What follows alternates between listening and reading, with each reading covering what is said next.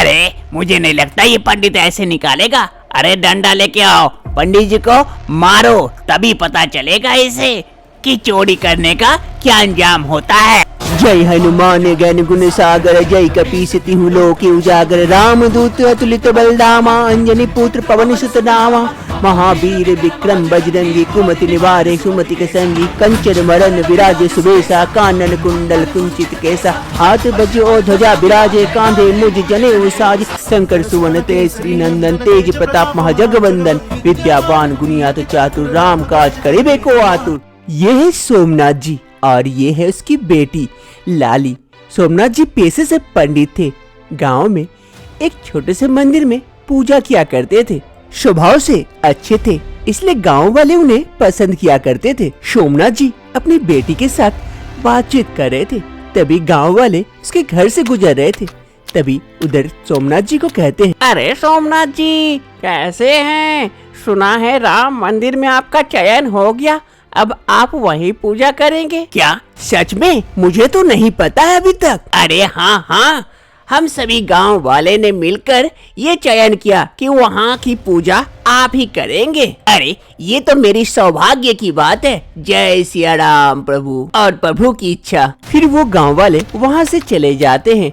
इधर सोमनाथ जी काफी खुश होते हैं। पापा पापा, अब आप उस राम मंदिर में पूजा करेंगे? हाँ बेटी, यही प्रभु की इच्छा है। मैं हर रोज आऊंगी आपका पूजा देखने के लिए। हाँ हाँ बेटी, अवश्य। आज शुभ मुहूर्त था। राम मंदिर में राम जी का प्राण प्रतिष्ठा होने वाला था। सभी कोई राम मंदिर में आए हुए थे। सोमनाथ जी को ये सौभाग्य प्राप्त था कि वो प्राण प्रतिष्ठा करवाएंगे। काफी दूर दूर से भी लोग आए थे। सभी कोई जो भी अपने सामर्थ्य के हिसाब से राम जी को जो भी हो रहा था वो दे रहे थे। काफी सारे गहने मिले थे राम जी के लिए। सभी अपने अपने सामर्थ्य के हिसाब से दिए थे। अरे पंडित जी, ये सारे गहने जो है राम जी को पहना दीजिए, ताकि हमारा राम जी और भी ज्यादा सुंदर दिखे और मनोरम लगे। हाँ हाँ पंडित जी, राम जी को सारे गहने पहना दीजिए। हाँ हाँ अवश्य, मैं अभी पहना देता हूँ। फिर पंडित जी सारे गहने ले जाकर राम जी को धीरे धीरे सारे गहने पहनाने लगते हैं। कुछ ही समय में सारे गहने पहना देते हैं। राम जी को देखकर सच में ऐसा लग रहा था कि सच में सामने राम जी खड़े हैं। वही राम मंदिर में आए दो युवक घूर घूर के राम जी के गहने को देख रहा था। अरे ललवा, देख देख राम जी को कितने सारे गहने पड़े हैं। अरे ये गहने बहुत ही कीमती हैं, हीरे जवाहरात सोने से लदे हुए हैं। अरे हाँ कलवा, मैं जो सोच रहा हूँ क्या तू भी वही सोच रहा है? अरे मन से तो नहीं मान रहा है, लेकिन क्या करूँ, आदत से लाचार हूँ, चोर जो हूँ। अगर ये गहने हमारे हाथ लगे तो हमारी जिंदगी सुधर जाएगी और चोरी करने की आवश्यकता ही नहीं पड़ेगी जिंदगी भर। ललवा और कलवा दो चोर थे। वो दोनों राम जी के गहने चुराने के बारे में सोचते हैं। सभी कोई राम जी की प्राण प्रतिष्ठा में भाग लिए थे। राम जी की प्राण प्रतिष्ठा हो रही थी। पंडित जी राम जी की पूजा कर रहे थे। मंदिर को अच्छे से सजाया गया था पूरे दिए से। ऐसा लग रहा था मानो आज ही दीपावली है। राम जी की काफी अच्छे से पूजा अर्चना करने के बाद पूजा समाप्त होती है। बोलो सिया राम प्रभु की जय। फिर पंडित जी सभी को प्रसादी देते हैं। सभी कोई प्रसादी लेकर एक एक करके चले जाते हैं, लेकिन वहाँ पर ललुआ और कलवा इंतजार करता है। ओ भाई साहब, ओ भाई साहब, वहाँ क्या कर रहे हैं? आइए प्रसादी लीजिए और जाइए। अब मंदिर बंद करने का समय हुआ, फिर कल सुबह खुलेगी। हाँ हाँ, लाइए लाइए, आजा, चल रहे ललवा, चल चल प्रसादी लेते हैं। फिर ललुआ और कलवा पंडित जी से प्रसादी लेकर वहाँ से जाते हैं, लेकिन इधर उधर घूरते घूरते ताकते ताकते जाते हैं। सभी कोई के जाने के पश्चात पंडित जी राम जी का दरवाजा बंद कर देते हैं मंदिर का, और मंदिर के बाहर वहीं पर सो जाते हैं। रात का वक्त हो रहा था। ललुआ और कलवा दोनों चुपके चुपके मंदिर के अंदर घुसते हैं। मंदिर के अंदर घुसकर देखते हैं दूर पंडित जी मंदिर के गेट के बाहर सो रहे थे। अरे ललवा, वो देख पंडित जी वहाँ पर सो रहे हैं। चुपके चुपके जा और बेहोशी वाला स्प्रे मार दे, तब पंडित जी और नहीं उठेंगे, हमारा काम साफ करने में आसानी होगी। अरे हाँ कलवा, तू तो सही कह रहा है, रुक धीरे धीरे जाता हूँ। फिर ललवा और कलवा दोनों चोर धीरे धीरे मंदिर के गर्भगृह के पास पहुंचते हैं, जहां बाहर पंडित जी सो रहे थे। जल्दी से ललवा पॉकेट से एक स्प्रे निकालता है। वो स्प्रे निकालकर पंडित जी के ऊपर स्प्रे कर देता है। अरे कलवा, ये क्या हो रहा है? अरे ये दवाई का असर है, अभी देखना शांत हो जाएंगे। फिर कुछ ही समय में पंडित जी बेहोश हो जाते हैं। ललवा और कलवा अब निश्चिंत हो जाता है। वो दोनों चोर राम जी के मेन गेट के पास पहुंचता है और गेट का ताला तोड़ने लगता है। कुछ ही समय में गेट का ताला तोड़ देता है और मंदिर के अंदर घुस जाता है। ललवा और कलवा राम जी के इतने सारे गहने देखकर खुश हो जाता है। अरे ललवा, ये देख, इतने सारे गहने आज तक जिंदगी में हमने देखा भी नहीं है। चल जल्दी से लेकर भागते हैं।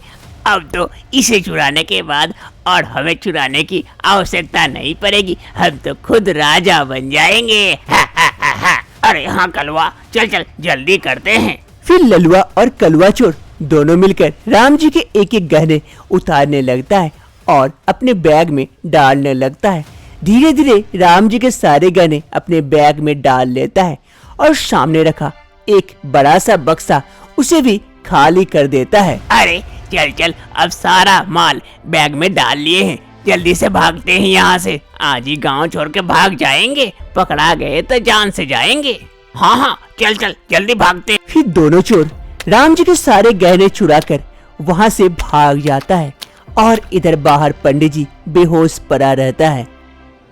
दोनों चोर ललवा और कलवा पोटली में गहने भरकर भाग रहा होता है। अरे ललवा जल्दी चल, जल्दी जल्दी भागना है यहाँ से, अगर पकड़े गए तो जान से जाएंगे, जल्दी भाग। ललवा और कलवा जल्दी जल्दी से यहाँ से भागते हैं ताकि उन्हें और कोई पकड़ ना पाए। फिर ललवा और कलवा दोनों अपने घर पहुँचते हैं। अरे ललवा, इधर उधर देख ले, कोई नहीं है ना, कोई हमें देख तो नहीं रहा है। और जल्दी से घर के अंदर घुसते हैं, सामान पैक करते हैं और आज ही ये गांव छोड़कर भाग जाएंगे। हाँ हाँ कलवा, देख रहा हूँ। अरे कोई नहीं है, चल जल्दी से घर के अंदर घुस जाते हैं। ललवा और कलवा इधर उधर ताकता है और घर के अंदर घुस जाता है। ललवा और कलवा दोनों घर के अंदर घुस जाते हैं। अरे ललवा, आज बहुत बड़ा हाथ मारे, जिंदगी में पहली बार इतना बड़ा हाथ। अरे कलवा, लेकिन ये तो भगवान का गहना है, इसे चोरी करके हमने कोई पाप तो नहीं की? अरे नहीं नहीं पागल, हमने कोई पाप नहीं की, भगवान ने खुद हमें दिया है ये गहना। अरे चल चल अभी सो जाते हैं, काफी थक गए हैं, सो के उठ के ही चलना पड़ेगा, काफी दूर जाना है हमें, ये गांव छोड़ के भाग जाना है। फिर ललवा और कलवा दोनों गहने के बैग को साइड में रखता है और वहीं पर सो जाता है। दूसरे दिन सुबह होते ही राम जी के दर्शन के लिए सभी कोई मंदिर आने लगते हैं। सबसे पहले एक बुढ़िया आती है, वो आकर राम जी के दर्शन करने जाती है। वो देखकर शॉक्ड हो जाती है। अरे अरे ये क्या हो गया? अरे राम जी के गहने कहाँ गए? अरे अरे चोरी हो गई, राम मंदिर में चोरी हो गई। अरे कहाँ हो सब, आओ यहाँ देखो। उस बुढ़िया के चिल्लाने की आवाज सुन पंडित जी को धीरे धीरे होश आता है और बाकी सभी गांव वाले भी वहां पहुंच जाते हैं। सभी ये दृश्य देखकर आश्चर्यचकित हो जाते हैं। अरे राम मंदिर में चोरी हो गई, कौन किया चोरी ऐसा? अरे ये घनघोर पाप कौन कर सकता है? अरे और कोई नहीं, ये पंडित ही किया है। यही पंडित था कल रात, यही पंडित मंदिर में सोया था, इसी ने चोरी करवाई है। अरे नहीं नहीं, मैं कैसे चोरी कर सकता हूँ राम जी के गहने? राम जी तो मेरे प्रभु हैं, मैं ऐसा कभी नहीं कर सकता। उससे पहले मैं अपने जीवन त्याग देता, लेकिन राम जी के गहने कभी नहीं चुरा सकता। अरे नहीं नहीं, मुझे भी लग रही है कि ये पंडित की ही चाल है, किसी को बुलाकर गहना चोरी करवा दिया। अरे हाँ हाँ, मैं भी तो यही कह रहा हूँ, पकड़ो पंडित को, इसी को मारो, तभी गहना निकलेगा हमारे राम जी का। अरे नहीं नहीं, मेरे पापा को कुछ मत कीजिए, मेरे पापा ने कुछ नहीं किया, वो गहने नहीं चुराए, उन्हें छोड़ दीजिए। अरे बच्ची, तू नहीं जानती है, तेरा बाप ही चोर है। अरे सभी कोई मिलकर इसे इसी मंदिर में बांध दो, जब तक गहने नहीं मिल जाते ये पंडित यहीं पर बंधा रहेगा। अरे हाँ हाँ भाई साहब, आपने सही कहा। इस पंडित को पकड़ो और इसी मंदिर में बांध दो सभी कोई मिलकर, तभी ये गहना निकालेगा। अरे नहीं नहीं, मैंने कोई चोरी नहीं की, मैंने कोई चोरी नहीं की। लेकिन वहां पर सभी लोग पंडित की बात और विश्वास नहीं करते हैं। सभी कोई मिलकर पंडित जी को वहीं पर मंदिर में एक पिलर में बांध देते हैं रस्सियों से, और सभी कोई पंडित जी को निगरानी में रखते हैं। सभी कोई मंदिर में इधर उधर गहने ढूंढने लगते हैं कि कहीं पंडित जी ने मंदिर के इधर उधर कहीं छुपा के तो नहीं रखे हैं। हे राम, ये क्या हो गया? मैं तेरा इतना बड़ा भक्त हूँ और आज मेरे साथ ही ये परीक्षा, ऐसा क्यों है राम? मुझे बचाओ हे राम, मुझे बचाओ इस संकट घड़ी से। हे संकट मोचन हनुमान, तुम इस कलयुग के देवता हो, तुम ही मुझे बचा सकते हो। मुझे बचाओ हे हनुमान, मुझे बचाओ। जय हनुमान ज्ञान गुण सागर, जय कपीस तिहु लोक उजागर, रामदूत अतुलित बलधामा, अंजनी पुत्र पवन सुत नामा, महावीर विक्रम बजरंगी, कुमति निवारे सुमति के संगी, कंचन मरण विराजे सुबेसा, कानन कुंडल कुंचित केसा, हाथ बजो ध्वजा विराजे, कांधे मुझ जनेऊ साज, शंकर सुवन श्री नंदन, तेज प्रताप महाजगवंदन, विद्यावान गुणियात चातुर, राम काज करिबे को आतुर। पंडित जी हनुमान चालीसा का पाठ करने लगते हैं और मन ही मन प्रभु को बुलाते हैं। ऐसा कुछ जादुई चमत्कार होता है कि आसमान से एक बंदर नीचे उतर आता है। फिर वो बंदर धीरे धीरे घर के अंदर घुसता है। और अंदर घुसने के बाद वो देखता है कि ललुआ और कलवा दोनों सो रहे थे। वो चुपके से दोनों गहने के बैग को उठाता है और वहां से बाहर निकल जाता है। वो बंदर दोनों हाथ में दोनों पोटली को लेकर बाहर लेके आ जाता है। अरे दुष्टो, तुमने मेरे प्रभु के गहने चुराए, तुम्हें तो सजा मिलनी चाहिए, अवश्य मिलनी चाहिए। फिर वहां पर एक अजीब चमत्कार होता है। वो बंदर साइज में धीरे धीरे बड़ा होने लगता है और इतना बड़ा हो जाता है। उसके बाद वो बंदर अपना पैर उस कुटीर पर रखता है जहां पर वो दोनों चोर सो रहे थे। पैर रखते ही वो कुटीर चकनाचूर हो जाता है और उन दो दुष्टों का अंत हो जाता है। फिर वो बंदर राम जी के गहने लेकर वहां से चला जाता है। और इधर मंदिर में पंडित जी को बांधे हुए थे सभी कोई मिलकर।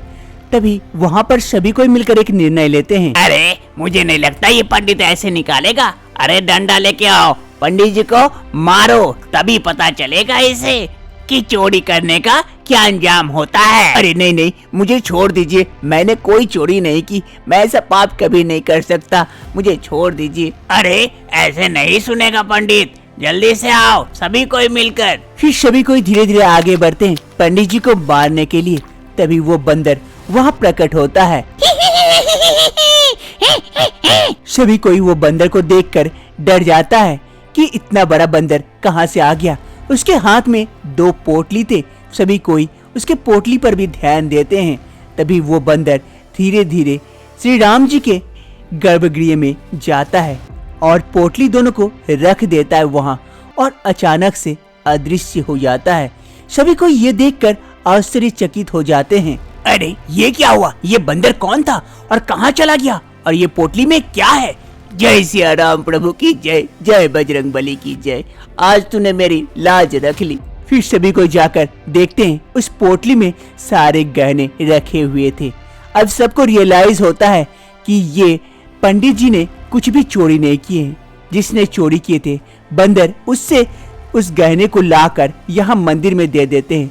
अब सबको पश्चाताप होने लगता है कि उन लोगों ने बहुत बड़ा पाप कर दिया, इस पंडित जी को बांधकर और उन पर झूठा लालचन लगाकर। फिर सभी मिलकर पंडित जी के रस्सी को खोल देते हैं और उनसे माफी मांगते हैं। अरे पंडित जी, हमसे बहुत बड़ी गलती हो गई, हमें माफ कर दीजिए, हमने आप पर दोष लगाया चोरी का। अरे हाँ हाँ पंडित जी, हमें माफ कर दीजिए, वरना इतना बड़ा चमत्कार कैसे होता। आप तो इतने बड़े भक्त हैं श्री राम प्रभु के, बजरंग बली के, तभी आज उन्होंने आपकी लाज रख ली और खुद आकर हमें सबूत पेश कर दिए।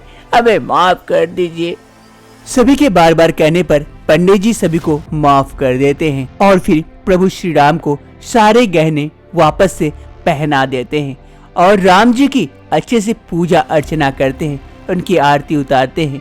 बोलो सिया राम प्रभु की जय। अगर हम सच्चे मन से प्रभु को पुकारेंगे तो वो हमारी आवाज अवश्य सुनते हैं। बस दिल साफ रखिए, मन से पुकारिए, आपकी हर मनोकामना पूरी होगी, हर संकट दूर होगी।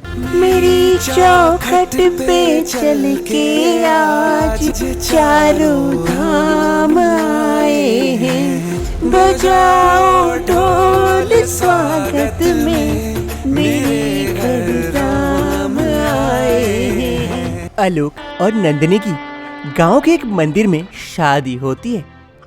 नंदिनी के पापा एक किसान थे और आलोक भी एक किसान था। खेती बाड़ी करके अपना गुजर बसर करता था। आलोक की एक बूढ़ी माँ थी। पंडित जी शिव मंदिर में आलोक और नंदिनी की शादी दे देते हैं। इस शादी से दोनों परिवार काफी खुश होते हैं। एक रोज आलोक घर आता है, काम से आकर बैठता है, काफी थक चुका था। तभी नंदिनी आलोक के लिए लस्सी बनाकर लेके आती है। अरे आलोक जी, ये लीजिए लस्सी पी लीजिए, इससे आपकी थकान थोड़ी सी मिट जाएगी। अरे मेरी थकान तो मिट जाएगी, लेकिन तुम्हारी? आओ आओ बैठो, तुम भी पियो साथ में।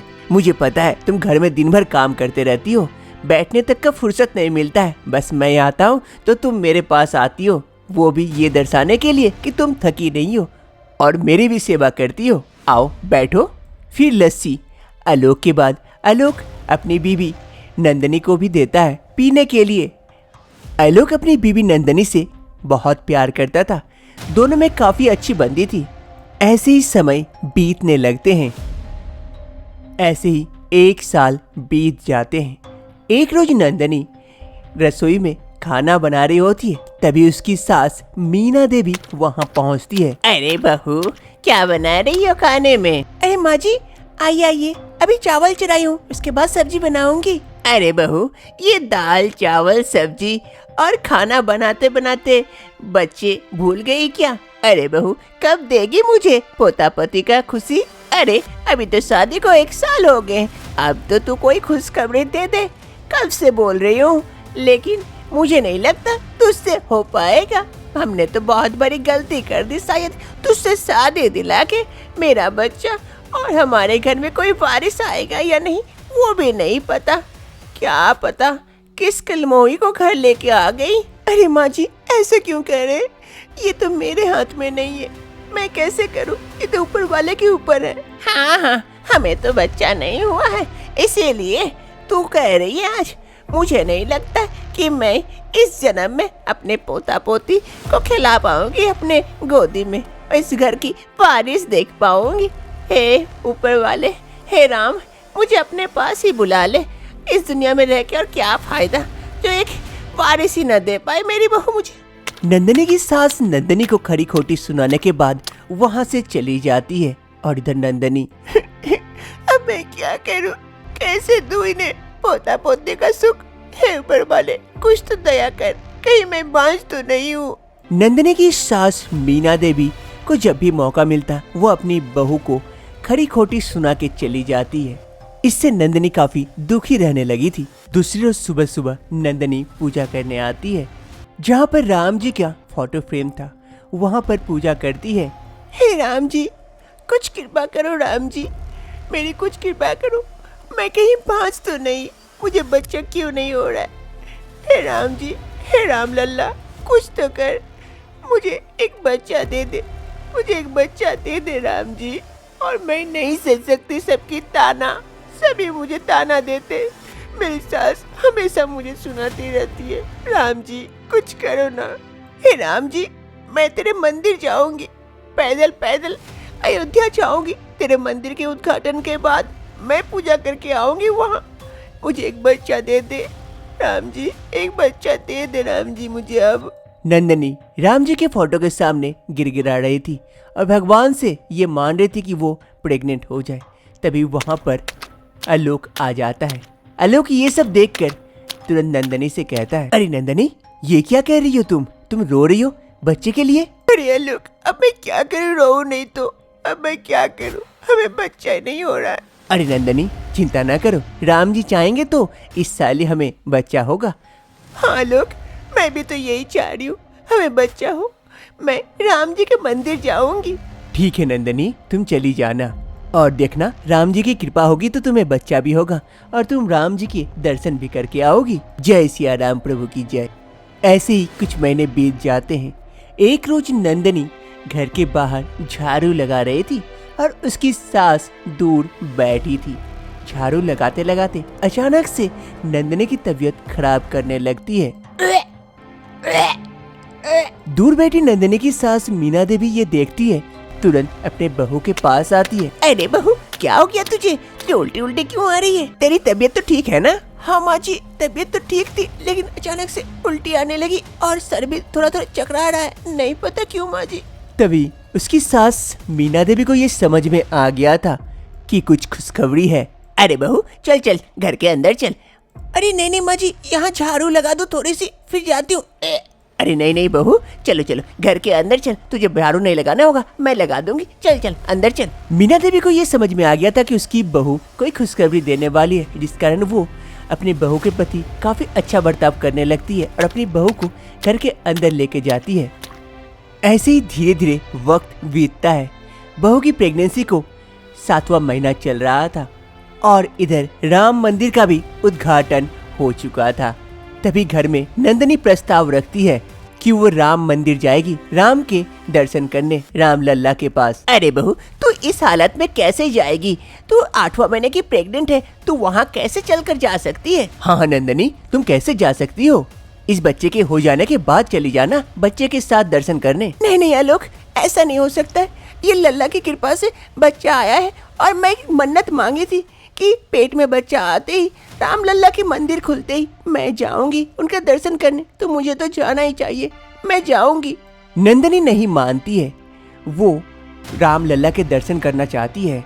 अरे नंदनी, तुम भी पागलपंती नहीं छोड़ियो, जिद पे अड़ी हुई हो और मैं भी नहीं जा सकता, क्या करूं कुछ समझ नहीं आ रहा है और मैं तुम्हें अकेले जाने नहीं दूंगा। अरे बेटा आलोक, मैं चली जाती हूँ इसके साथ, इसे जब इतनी दर्शन की पड़ी हुई है तो मैं जाती हूँ, मैं अपने बारिश का ख्याल रखूंगी, मैं बहू के साथ जाऊंगी और मैं भी राम लल्ला के दर्शन कराऊंगी। ठीक है माँ, तुम लोग जब जिद पकड़ी हुई हो तो तुम लोग दोनों चले जाओ और अच्छे से जाना और नंदनी का ख्याल रखना। अरे हाँ हाँ बेटा, तू चिंता मत कर, मैं इसका खूब ख्याल रखूंगी। दूसरी रोज सुबह सुबह ही नंदनी और उसकी सास निकल जाती है राम लल्ला के दर्शन करने के लिए। अयोध्या जाने के लिए नंदनी हाथ में एक झंडा ले लेती है। जय श्री राम, जय श्री राम, जय श्री राम। ऐसे ही श्री राम का नाम करते करते नंदनी और उसकी सास आगे बढ़ती है।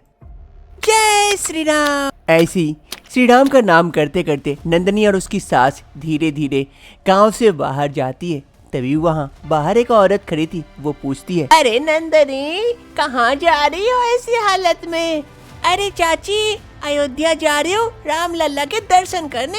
अरे ऐसी हालत में कैसे पहुँच पाओगी उतने दूर? अरे चाची, राम लल्ला चाहेंगे तो सब कुछ संभव है। जय श्री राम। फिर नंदनी वहाँ से धीरे धीरे आगे बढ़ जाती है। नंदनी और उसकी सास मीना देवी दोनों राम लल्ला के दर्शन के लिए धीरे धीरे आगे बढ़ते हैं। काफी समय बीतता है, कई जगहों पर रुकते हैं और फिर आगे बढ़ते हैं। ऐसे कई रास्तों का वो लोग सामना करते हैं, काफी कठिनाइयों का भी सामना करते हैं, लेकिन अपने पाँव को नहीं रोकते हैं। नंदनी को काफी तकलीफ होती है क्योंकि वो प्रेग्नेंट थी और कभी भी उसकी डिलीवरी हो सकती थी, लेकिन वो हार नहीं मानती है और राम लल्ला के दर्शन का ठान लेती है। ऐसे ही धीरे धीरे वक्त बीतता है और वो लोग अपना रास्ता अपने लक्ष्य की ओर आगे बढ़ते रहते हैं। अंत तक 1.5 महीने का काफी कठिन परिश्रम करने के बाद वो दोनों अंत तक राम मंदिर के पास पहुंच जाते हैं, जहां उसे दूर से राम मंदिर नजर आता है। नंदनी काफी खुश होती है ये देखकर। जय श्री राम, मैं आ गई राम लल्ला तुम्हारे दर्शन करने के लिए। जय श्री राम। नंदनी काफी खुश हो जाती है और मंदिर के दर्शन के लिए आगे बढ़ती है। तभी अचानक से उसके पेट में दर्द शुरू हो जाता है, उसे लेबर पेन उठ जाता है जिस कारण और वो चल नहीं पाती है और वहीं बैठ जाती है। माँ जी, वो काफी दर्द होने लगा पेट पे। मैं चल नहीं पा रहा हूँ। हे राम, क्या हो गया ये? अरे बहू, यहीं बैठी रह। मुझे लगता है तुझे लेबर पेन शुरू हो गया है, तुझे बच्चा होने वाला है, तेरी डिलीवरी होने वाली है शायद। अब मैं क्या करूँ? यहाँ कोई नजर नहीं आ रहा है, कहाँ लेके जाऊँ तुझे? नंदिनी को काफी दर्द हो रही थी, उसकी लेबर पेन शुरू हो गई थी। अब उसकी सास को कुछ समझ में नहीं आ रहा कि वो क्या करे, कहाँ लेके जाए अपनी बहू को। माँ जी, काफी तकलीफ हो रही है माँ जी। सास कुछ समझ नहीं पाती है, बहुत छटपट करती है। नंदिनी और उसकी सास दोनों एक पेड़ के नीचे बैठे थे। नंदिनी को काफी दर्द हो रही थी, काफी तकलीफ हो रही थी। उसी पेड़ के ऊपर एक बंदर था जो ये सब कुछ देख रहा था। तभी अचानक से एक चमत्कार होता है। वो बंदर उस पेड़ से नीचे उतरता है एक कपड़ा लेकर और वो नंदिनी के ऊपर फेंक देता है और वहां से चला जाता है। अरे, ये बंदर कहाँ से आ गया था? अरे बाप रे, ये कौन सा कपड़ा? फिर उसकी सास और नंदिनी देखती है, ये श्री राम लिखा हुआ कपड़ा था। नंदिनी की दर्द अभी तक कम नहीं हुई थी और ज्यादा दर्द बढ़ती है। माँ जी, कुछ ही समय में नंदिनी एक बेटे को जन्म देती है। बेटे को उसकी सास हाथों में उठाती है और काफी खुश होती है। हे राम लल्ला, तू आया हमारे पास। जय हो राम जी की, जय हो। अरे माँ जी, देखिए, राम लल्ला खुद आए हमारे पास और हमारी मदद करके चले गए। हाँ बहू, मुझे भी विश्वास हो गया। बच्चे के होने से नंदिनी और उसकी सास दोनों काफी खुश होती है। कुछ समय यहीं पर व्यतीत करते हैं। धीरे धीरे नंदिनी जब नॉर्मल होती है, फिर वहीं पर नीचे नदी बह रही थी। उस नदी में नहा धोकर उस बच्चे को अपनी गोदी में लेकर नंदिनी उसकी सास जाते हैं रामलल्ला के दर्शन करने के लिए। जय राम जी की जय हो, जय सिया राम, जय राम लल्ला की जय हो। नंदिनी, मीना देवी और अपने बच्चे को लेकर राम मंदिर के अंदर आते हैं। सभी कोई मिलकर रामलल्ला के दर्शन करते हैं। हे राम लल्ला, आज तूने मेरी मन्नत पूरी कर दी। जय हो राम लल्ला की जय हो। अपनी कृपा मेरे बच्चे पर हमेशा बनाए रखना। जय राम लल्ला की जय हो, जय हो राम लल्ला की जय हो। फिर सभी कोई रामलल्ला के दर्शन के बाद घर की ओर लौट चलते हैं। फिर घर आकर नंदिनी सारी बात आलोक को बताती है। आलोक सुनने के बाद काफी खुश होता है और इस बच्चे के आने से घर में एक रौनक आ जाती है।